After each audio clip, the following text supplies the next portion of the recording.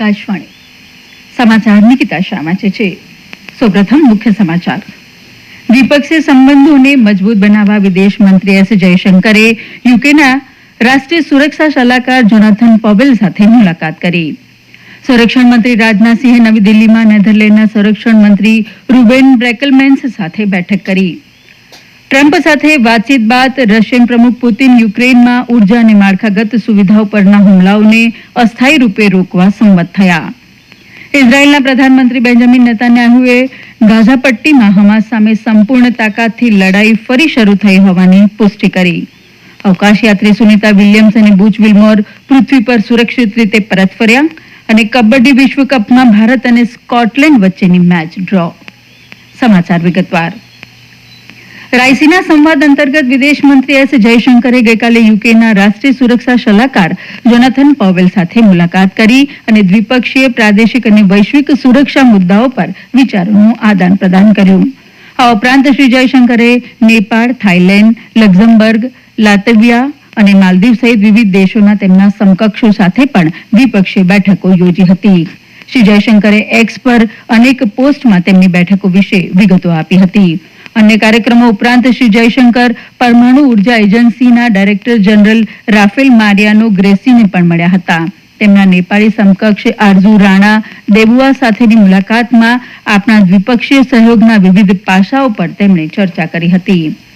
સંરક્ષણ મંત્રી રાજનાથસિંહે નવી દિલ્હીમાં નેધરલેન્ડના સંરક્ષણ મંત્રી રૂબેન બ્રેક્સલમેન્સ સાથે મુલાકાત કરી હતી.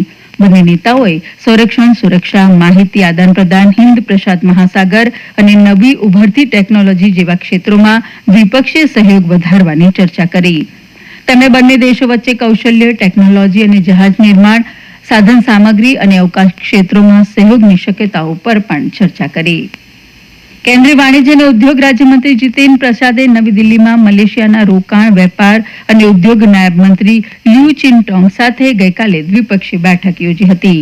મંત્રાલયે એક નિવેદનમાં જણાવ્યું કે બંને પક્ષોએ દ્વિપક્ષીય વેપાર અને બજાર એક્સેસ, સેમિકન્ડક્ટર ઉદ્યોગમાં સહયોગ અને સેવા ક્ષેત્રમાં સહયોગ સહિતના મુખ્ય મુદ્દાઓ પર ચર્ચા કરી હતી.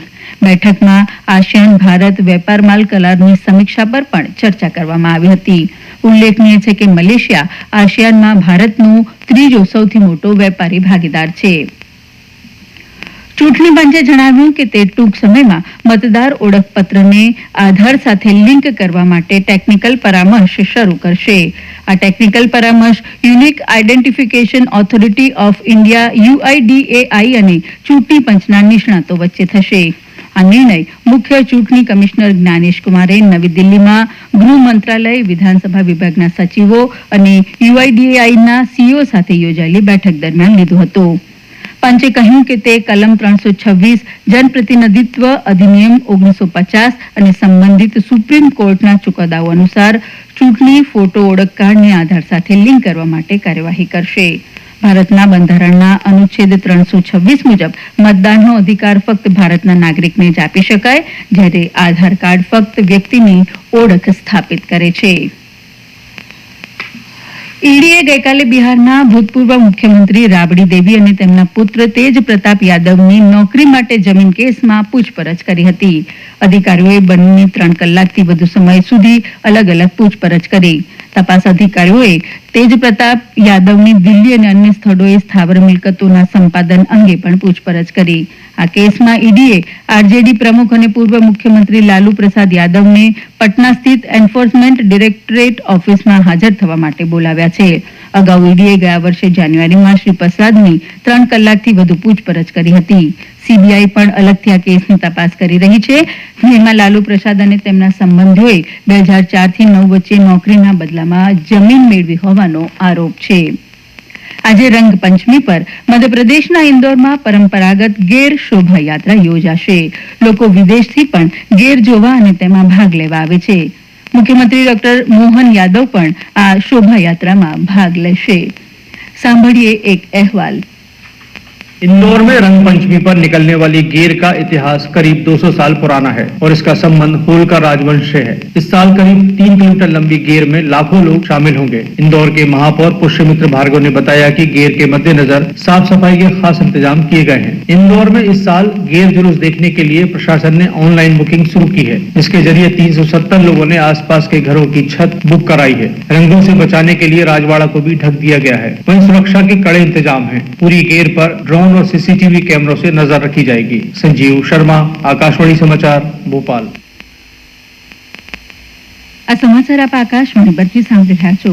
આ સમાચાર આપ અમારી YouTube channel EIR news Gujarat પર પણ સાંભળી શકશો। વધુ સમાચાર માટે અમારી વેબસાઇટ newsonair.gov.in/gujarati અને અમારા એક્સ હેન્ડલ AIR_news_ABAD ને ફોલો કરશો।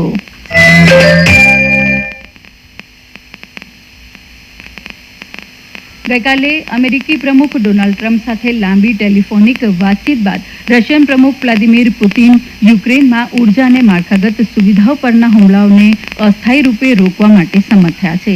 વ્હાઇટ હાઉસ અને ક્રેમલિન બંને આ વાતની પુષ્ટિ કરી છે। વ્હાઇટ હાઉસે જણાવ્યું હતું કે બંને રાષ્ટ્રપતિઓ વચ્ચે ખૂબ જ વિવિધ પાસાઓની વિસ્તૃત ચર્ચા કરવામાં આવી હતી। ટ્રમ્પ વહીવટીતંત્ર યુદ્ધને સમાપ્ત કરવાના સંભવિત તમામ માર્ગ શોધીને યુદ્ધ વિરામ પ્રસ્તાવ પર સહી કરવા માટે રશિયન નેતાને મનાવવાના પ્રયાસ કરી રહ્યું છે।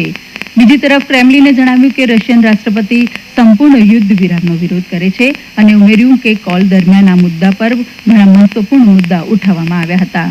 રાષ્ટ્રપતિ ડોનાલ્ડ ટ્રમ્પના તેમના રશિયન સમકક્ષ સાથેના ફોનના થોડા કલાકો બાદ યુક્રેનના રાષ્ટ્રપતિ વ્લાદિમીર ઝેલેન્સ્કીએ પત્રકાર પરિષદ યોજીને કહ્યું કે રશિયા યુક્રેનમાં યુદ્ધ સમાપ્ત કરવા કે યુદ્ધ વિરામ માટે તૈયાર નથી। ઇઝરાયેલના પ્રધાનમંત્રી બેન્જામિન નેતાન્યાહુએ ગાઝા પટ્ટીમાં હમાસ સામે સંપૂર્ણ તાકાતથી લડાઈ ફરી શરૂ થઈ હોવાની પુષ્ટિ કરી છે। ગાઝામાં થયેલા મોટા હવાઈ હુમલામાં 400થી વધુ પેલેસ્ટીનીઓના મોત બાદ તેમની ટિપ્પણી આવી છે। તેમણે હવાઈ હુમલાઓને માત્ર શરૂઆત ગણાવી અને કહ્યું કે એન્ક્લેવમાં લડાઈ સંપૂર્ણ તાકાતથી ફરી શરૂ થઈ ગઈ છે। રાષ્ટ્રીય ટેલિવિઝન પર એક વિડીયો નિવેદનમાં તેમણે ચેતવણી આપી હતી કે હુમલાઓ વચ્ચે જ વાતચીત ચાલુ રહેશે। શ્રી નેતાન્યાહુએ કહ્યું કે ઇઝરાયેલ તેના તમામ યુદ્ધ લક્ષ્યો પ્રાપ્ત ન કરે, હમાસનો નાશ ન કરે અને આતંકવાદી જૂથ દ્વારા બંધક બનાવેલા દરેકને મુક્ત ન કરે ત્યાં સુધી આગળ વધતું રહેશે। વ્હાઇટ હાઉસે કહ્યું કે તેમની સલાહ લેવામાં આવી છે અને ઇઝરાયેલના પગલાંને તેમણે સમર્થન આપ્યું છે। ગઈકાલે શ્રી નેતાન્યાહુએ કહ્યું હતું કે યુદ્ધ વિરામ લંબાવવાની વાટાઘાટોમાં પ્રગતિના અભાવને કારણે તેમણે હુમલાઓનો આદેશ આપ્યો હતો। અવકાશ યાત્રી સુનિતા વિલિયમ્સ અને બુચ વિલ્મોર પૃથ્વી પર સુરક્ષિત રીતે પરત ફર્યા છે। સ્પેસ એક્સના કેપ્સ્યુલ અવકાશયાનનું અમેરિકાના ફ્લોરિડાના સમુદ્રમાં સફળ ઉતરાણ થયું છે। ફ્લોરિડા પેનહેન્ડલમાં તલાસના કિનારે આ ઘટના બની જેનાથી 2 અવકાશ યાત્રીઓ માટે 9 મહિનાની કઠિન પરીક્ષાનો અંત આવ્યો। બંને અવકાશ યાત્રીઓએ સ્પેસ એક્સના ક્રૂ 9 સાથે નાસાના નિક હેગ અને રશિયન અવકાશ યાત્રી એલેક્ઝાન્ડર ગોર્બુનોવ સાથે તેમની યાત્રા પૂર્ણ કરી। અવકાશયાનમાં ટેકનિકલ ખામીના કારણે સુનિતા અને બુચ 9 મહિનાથી વધુ સમય સુધી અવકાશ મથક પર ફસાયેલા રહ્યા હતા। કબડ્ડી વિશ્વકપમાં ડિફેન્ડિંગ ચેમ્પિયન ભારતીય પુરુષ ટીમની ગઈકાલે રાત્રે ઇંગ્લેન્ડમાં રમાયેલી સ્કોટલેન્ડ સામેની રોમાંચક મેચ ડ્રોમાં પરિણમી હતી। ભારતે મજબૂત શરૂઆત કરી। શરૂઆતની થોડી મિનિટોમાં જ 7-4ની લીડ મેળવી, જોકે સ્કોટલેન્ડની ટીમે પણ આક્રમક રમત રમી વળતો જવાબ આપ્યો હતો। ભારતનો આગામી મુકાબલો હોંગકોંગ ચીન સામે થશે, જ્યારે સ્કોટ્સનો મુકાબલો 19 માર્ચે ઇટાલી સામે થશે। અને હવે આજના અખબારોના મુખ્ય સમાચાર રજૂ કરે છે હર્ષ લેઉવા। આજના તમામ અખબારોમાં સુનિતા વિલિયમ્સનું 9 મહિના બાદ પૃથ્વી પર આગમન, ઇઝરાયેલનો ગાઝા પર ભીષણ હુમલો, ઉત્તર પ્રદેશમાં દિહોલી હત્યાકાંડના 44 વર્ષ બાદ 3 દોષિતોને સજા અને સુપ્રીમના નિર્દેશોને ધ્યાનમાં રાખી વોટર આઈડી અને આધાર કાર્ડ લિંક કરાશે વગેરે સમાચારો મુખ્ય પાને જોવા મળી રહ્યા છે। ગુજરાત સમાચારની હેડલાઇન છે ઇઝરાયેલનો ગાઝા પર ભીષણ હુમલો, 400થી વધુના મોત।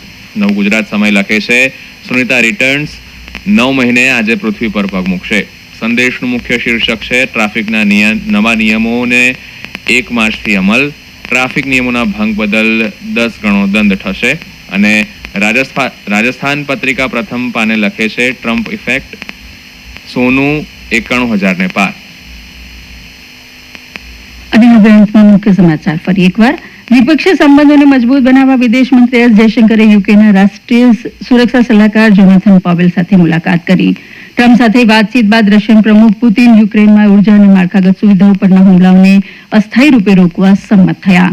ઇઝરાયેલના પ્રધાનમંત્રી બેન્જામિન નેતાન્યાહુએ ગાઝા પટ્ટીમાં હમાસ સામે સંપૂર્ણ તાકાતથી લડાઈ ફરી શરૂ થઈ હોવાની પુષ્ટિ કરી અને અવકાશયાત્રી સુનિતા વિલિયમ્સ અને બુચ વિલ્મોર પૃથ્વી પર સુરક્ષિત રીતે પરત ફર્યા. આ સાથે આકાશવાણી પરથી સમાચાર પૂરા થયા.